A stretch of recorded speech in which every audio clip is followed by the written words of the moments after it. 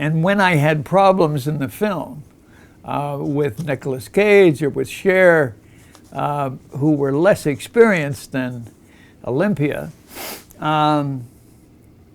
she was always in my corner. Cher and Nicholas were not forthcoming.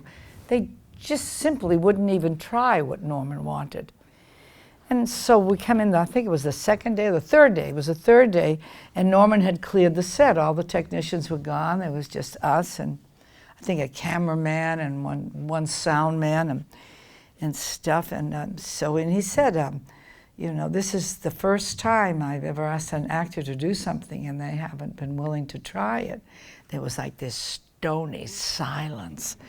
And I don't know whether it was Nicholas or Cher said, well, I just don't think that's what I want to do, or I don't believe in it or something. At which point, Julie was like, she just exploded. She says, look, we're all actors here, just do it. In other words, don't be afraid of making a fool of yourself. We all understand you try and it doesn't work and you get too big or too little or too whatever, you know, I mean.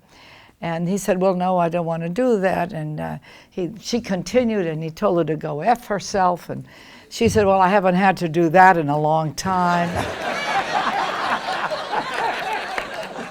We were like really artists at work here. And I don't remember that. Oh, I know you don't. I know you don't. And then he got upset. He was drinking a cup of coffee, and he took the coffee and he threw it on the table, and the hot coffee fell on me. And she says, and that's God's punishment on you because you won't open your mouth.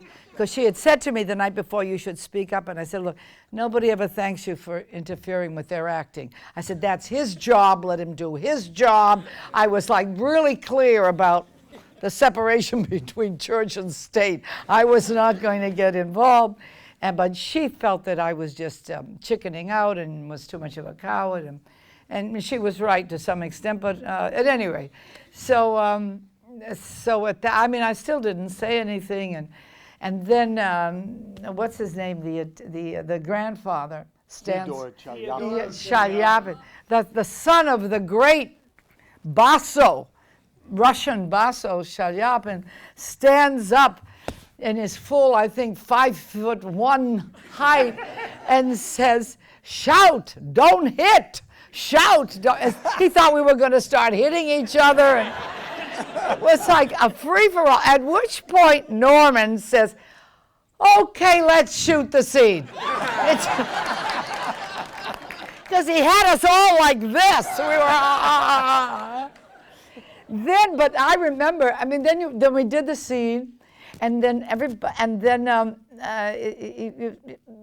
cut and everybody turned away, and then you said, as people walked away, you said, let's set up for the next scene, and then you did that tracking shot at the end, and that's when I thought, what is he doing?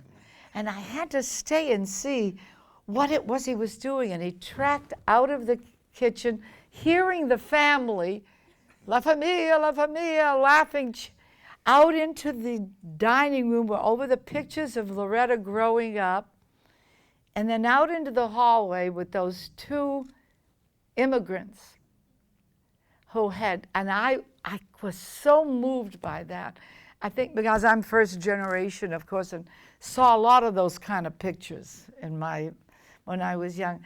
And I just thought how, you know, quintessentially American experience that was, the immigrants and what had happened and how these people struggled for happiness and for some kind of truth in their lives, you know, which was, so then we were, that I remember for me was the final thing of the shoot.